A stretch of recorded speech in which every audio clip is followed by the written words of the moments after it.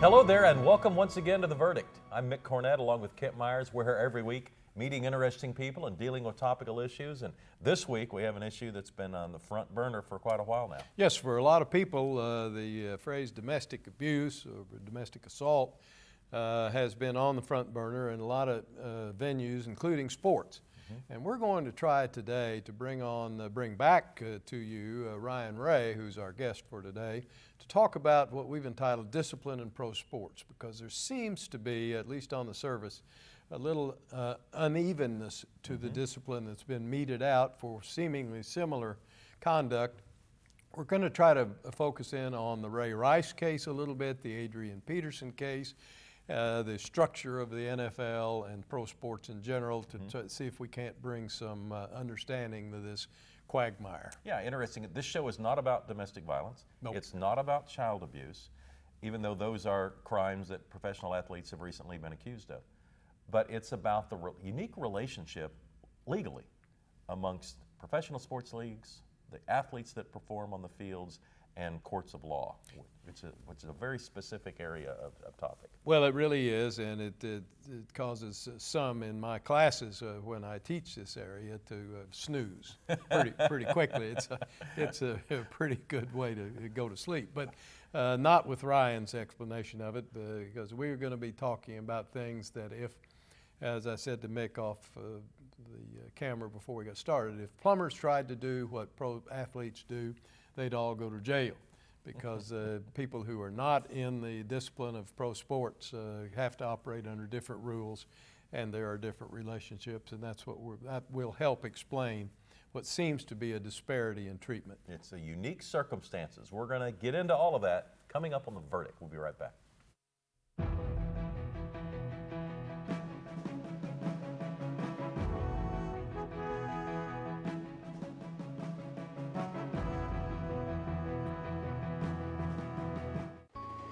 One of the reasons why I moved to Rockaway is because it's such a diverse culture and different ethnicities. And my camera has opened some doors to really meet people that I probably wouldn't have gotten to meet without it. I'm Beth Perkins, I'm a professional photographer, and I'm Chickasaw. It came in as like a mini tidal wave. Everything sustainable had just disappeared in one swoop, and I just underestimated this power, and I realized really how little we are in this whole scheme of things and how quickly things can go bad. My community is still rebuilding, and for them to just show up out of the blue and just start clearing out my house was, I'm not one that likes to ask for help. So for someone to come and do that for me it was really touching and humbling.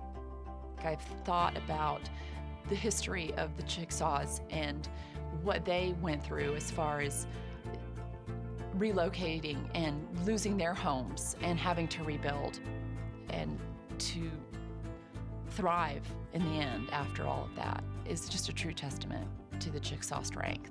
And I try and draw from that and remember that that's a part of who I am. See more stories about the Chickasaw people at profilesofanation.com. People have been talking about energy independence for a long time. It's always been popular, but today it's possible. We have an enormous supply of oil and gas in the United States, much more than we thought just a few years ago. New technology, massive new discoveries, largely made by Oklahoma companies. It literally changes everything. And Oklahoma is leading the charge. Go watch this video to see why. Energy independence starts with us.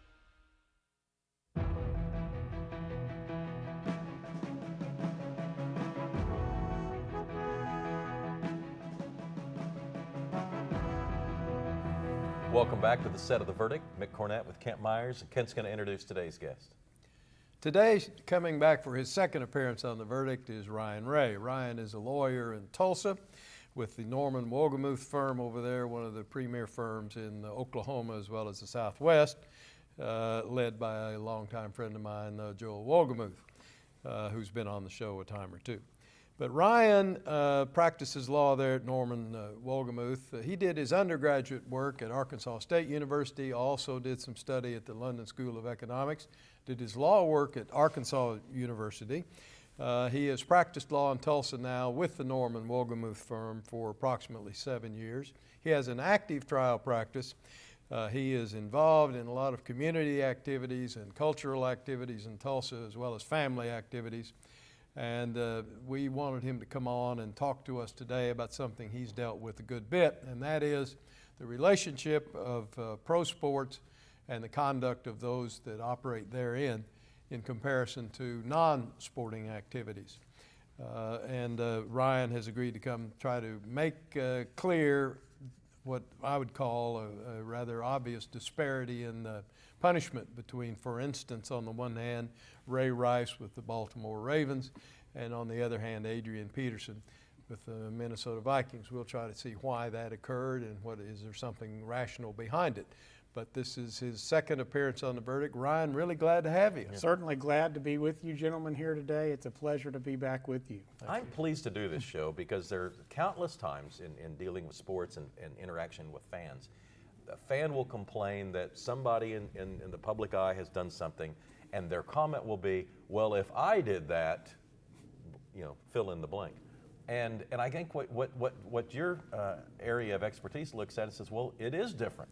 It might be that would be the case for you, but it is different from professional athletes. Absolutely. I think, Mick, what you have to understand sort of as a backdrop to that is how pro sports leagues work, how they're set up. And it's a little bit different than any other industry in a sense. You have in baseball, in basketball with the NBA, football with the NFL, you have a group of teams that basically associate together. They're all separate business entities owned by different individuals, and they get together to set the terms by which their teams will compete in the leagues. Now, if that were any other industry or most other industries out there in the world, we'd have problems under our federal antitrust laws, which generally prohibit agreements of that time to set the terms on which employees will be employed and set the terms on which the businesses are going to interact. With a pro sports league, that sort of has to happen by definition for the league to exist at all. And so the terms by which the discipline, for example, can be meted out by the league are set by agreements between the owners and the teams and the players and a players association that get together to do something called a collective bargaining agreement. Let me ask you a little bit about that. The collective bargaining agreement is typically, as I understand it, between the union on the one hand and the ownership group, the owners on the other. The players are competitors with each other as well as like we described for the owners. In other words, a particular player on a particular team wants a higher salary than they may be receiving or wants to negotiate for a different benefit than they're getting. And they want to be selected before other competing players. And yet we have these competitors getting together in the union auspices to negotiate. At the other level, we have the owners who are, as we said, competitors. And they're getting together to negotiate. As we said off the air, if plumbers did this, we'd have a lot of plumbing problems and nobody to solve them because they'd all be in jail because you can't do that sort of thing. How is it that owners can agree with a players union to do things that you couldn't do in the private sector?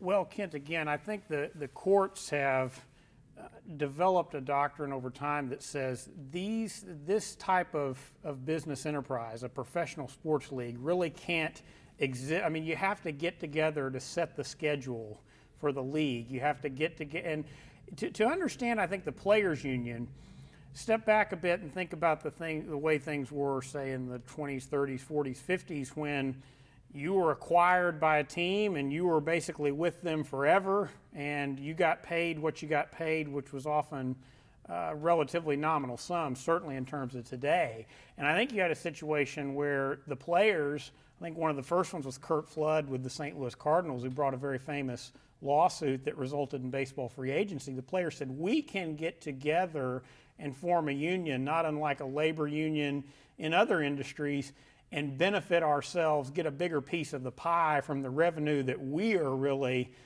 in the end, generating. Because, of course, the players are, they're the product that the fan is consuming. And then from the owner's perspective, I think they again have to get together and agree on things like the league, the championship. Certainly there is a benefit to them to market together and market as a league, and they have a lot more opportunities. The courts have allowed that, I think, because probably to some degree, they like sports too, and you just can't have a sports league without an agreement. And also you have things like salary caps that I think are that benefit competition. No one wants to see one team have all the best players and just annihilate everyone else. So I think you have courts for the benefit of competition and the end product. You have to have these kind of agreements, and then the players are getting together to try to benefit themselves and allow themselves to get the most they can. And Ryan, there's a difference between each way that each of the leagues is set up. So I don't think Congress addresses each of the leagues equally, do they? They really don't, and a lot of these exceptions that allow this, Mick, have been sort of just adopted and developed by the courts. In other words, if you applied the text of the statutes written by Congress, these things would be a real problem. We wouldn't have them, I don't think. They wouldn't exist at all. Or you'd have something where they've been split up as other industries, like say the telephone industry was split up congressionally. You'd have that, but I think the courts are ready to say, we are not going to destroy professional sports. So we're on a case-by-case basis, we're going to basically allow these things to happen. And then when you get in unions and collective bargaining, that's another sort of general exception to antitrust where the courts are allowing employees to unionize and thereby gain some more control. Okay. So typically when it draws public attention, an athlete has either broken the law or violated some rule of the league, and they can be banned from participating, they can be fined. How is all that legal? Well, Mick, those are actually all set out in some degree in the collective bargaining agreement. There will be a specific provision there that gives someone, whether it's the commissioner, often it is, the commissioner or his designee perhaps has the authority to impose discipline on players for violations of policy. Sometimes there are specific provisions in the collective bargaining agreement that say if you do act X, the punishment will be either it'll be Y or it'll be in the range, a certain range. Sometimes then I think the domestic violence situation is a good example. Perhaps the focus of society and views on that are developing and evolving more against it and greater punishment for it.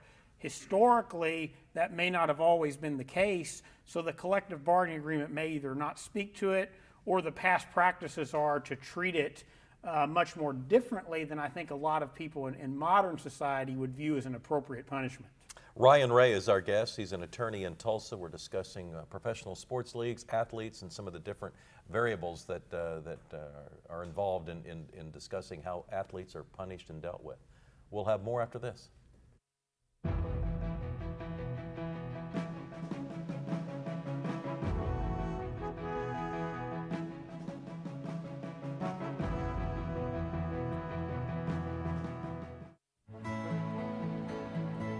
The good life comes naturally to Tulsa, where nature's beauty is matched with an eye for aesthetics.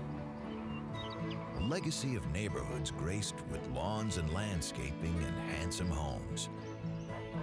A place that seems to have patented an ideal lifestyle. Bank First is loyal to the quality of life Tulsa assures its citizens, to the priority placed on education, culture, and growth. Loyal to builders who transform raw land into residential charm. Developers who see opportunity and add vitality to Tulsa's economy. Bank First serves both enterprise and private lives that need a loyal partner. It's how we help nurture this city's very good life. Bank First. Loyal to Oklahoma. Loyal to you.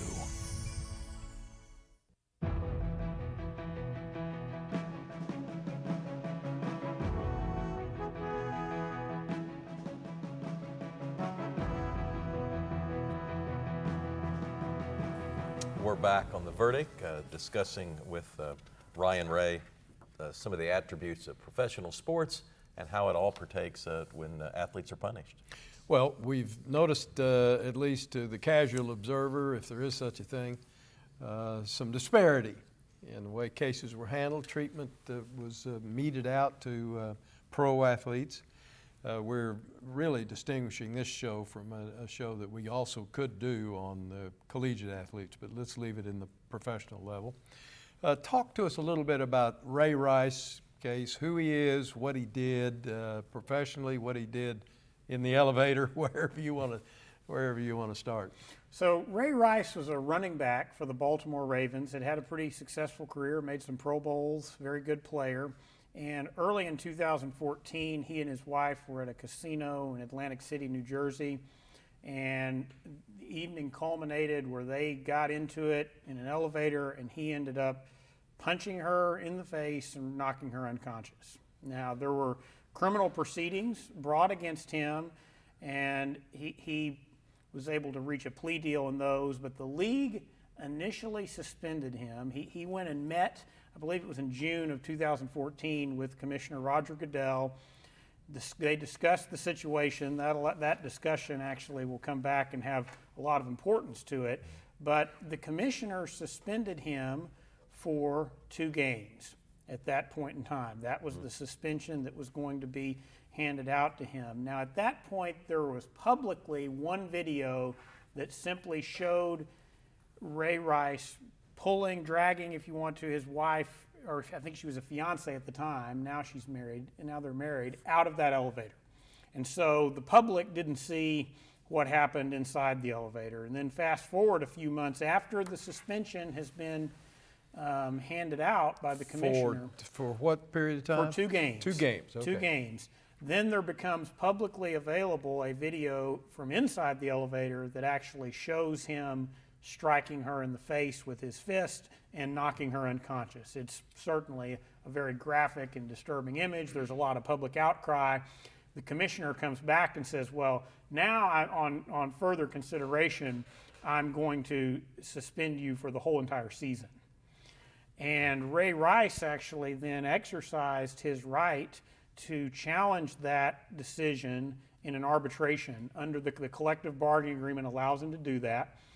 He went in front of the arbitrator, and the arbitrator found, well, you discussed this with the commissioner back in June, and it was concluded based upon all the testimony, including that of Ray Rice and the commissioner, that he told the commissioner in June, I hit my wife in the elevator.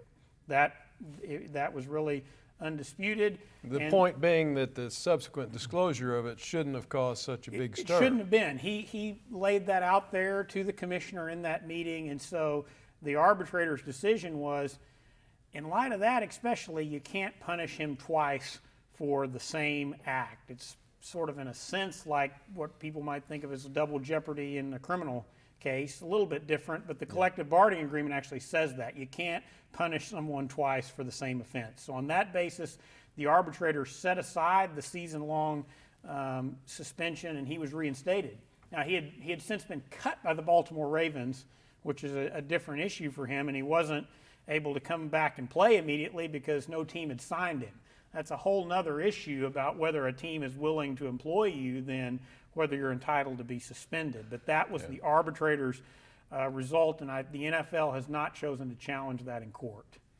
So is that Ray Rice case then, from the standpoint of league discipline, finished as far as you know? I believe it should be. And then the question for him now is, and he'll be coming up on the free agency period soon, is another team going to re-sign him back into the league? And probably should be pointed out here, when you're suspended for 2 games, that is generally without pay. It is. So that's really the financial penalty. And when your pay is divided up, I guess, between 16 paychecks, because there's 16 regular season games. Isn't that the way it works? That's correct. Okay, so you're missing a significant amount of money in Ray Rice's case in what is always a very short professional career. Correct. And I should mention, I do understand that Ray Rice actually has a grievance pending through the Players Association through the same arbitration process for the pay he missed from the 2 games until that time in November there whenever he came back in. He has that was improper. I shouldn't have lost that pay. So there will be that issue. Another arbitrator will probably weigh in on that at some point.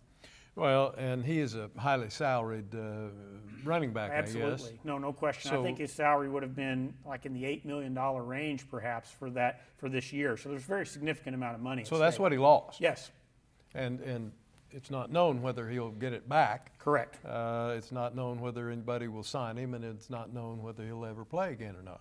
Right.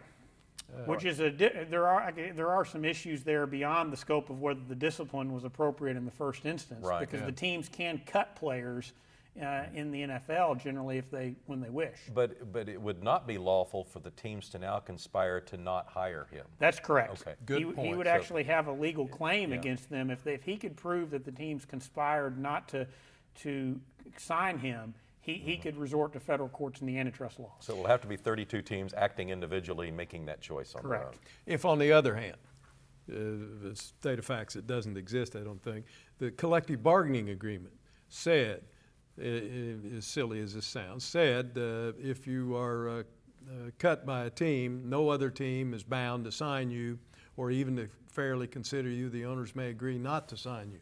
If that was permitted under the collective bargaining agreement, that would likely be enforceable. It would be, because the courts would say, well, the players as a whole had a chance to negotiate that. They agreed to and that. You knew coming in that was the terms of your employment.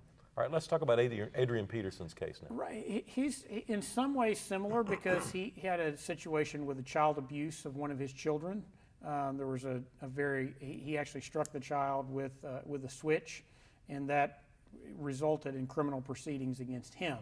And he resolved those in a not dissimilar way to Ray Rice through a plea bargain.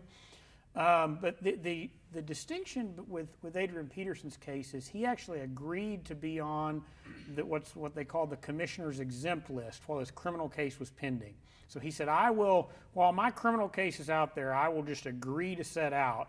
But he says it was with the understanding that he would be subject to the prior policy and be suspended for 2 games.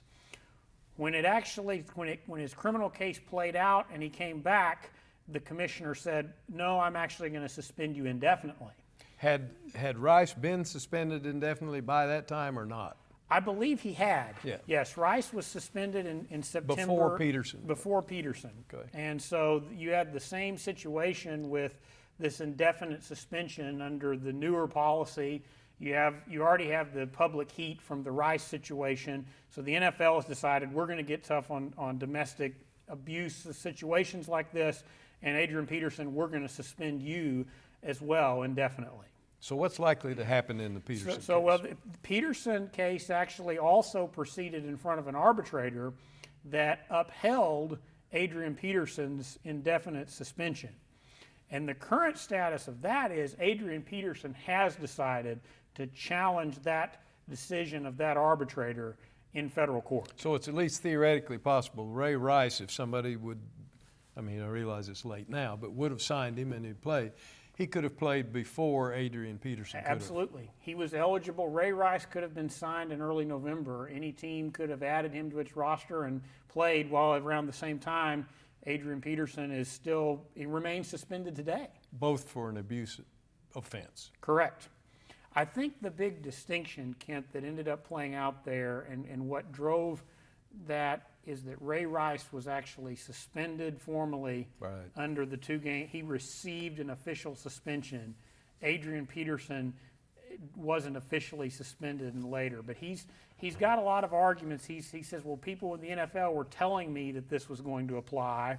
So he's making an argument there. And then another argument he's making is that the arbitrator was handpicked by the NFL, and he's challenging whether the arbitrator was biased. In the Ray Rice case, was a former federal judge, whereas the arbitrator chosen in the Adrian Peterson case is an NFL executive that Adrian Peterson's at least contending is very close to the commissioner. We're going to have to make that the final word. Ryan, thanks so much for coming on the show. Absolutely. As these play out, we'll get you back. Certainly, I'll be glad to at any time. A final word after this.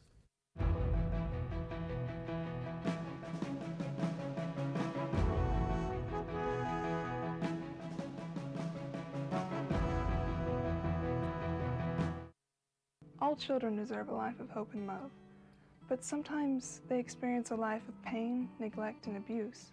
When that happens, Each child deserves all the quality, assistance, and representation that can be offered in our legal system. For more information, call 23-CHILD. Oklahoma Lawyers for Children, helping to bring hope and love back to the lives of abused children. You will always be mom and dad to me. You have children coming from a different lifestyle, different mindset. You have to open your arms and really do what you have to do to have that child become a part of your family. And if it's more patience, that's what you do. Kids gotta know they can trust you. And that's what we've tried to do with these kids. You will always be mom and dad to me. The Journal-Record is pleased to be a sponsor of The Verdict. The Journal-Record, since 1903, the best source of Oklahoma business news and legal information. And for almost 30 years, Oklahoma political, government, and business leaders have turned to the McCarville Report for accurate, reliable, inside information. Visit the McCarville Report online.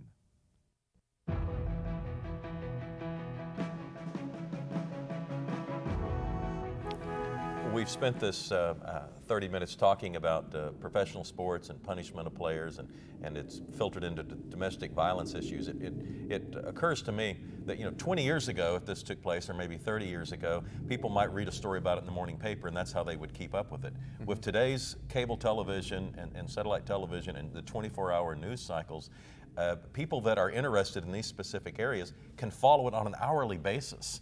And with social media, it seems like you can never get away with it. And so stories can be completely blown up, significantly larger than they might have been in a previous generation. Well, indeed, and you add technology to that with selfies and cameras rolling all the time everywhere. Yeah. Virtually everything that's done is on film somewhere. That's right. And television loves pictures. Indeed. We got a website we'd love for you to go to and find out more. The law firm which employs Ryan can be reached at nwcjlaw.com. That's nwcjlaw.com. And we have a website. We'd love for you to go on our website, tell us about a guest you'd like to see or a subject you'd like to be discussed. And our website is theverdict.tv. That's going to do it. For Kent Myers, I'm Mick Cornett. We'll see you next week right here on The Verdict.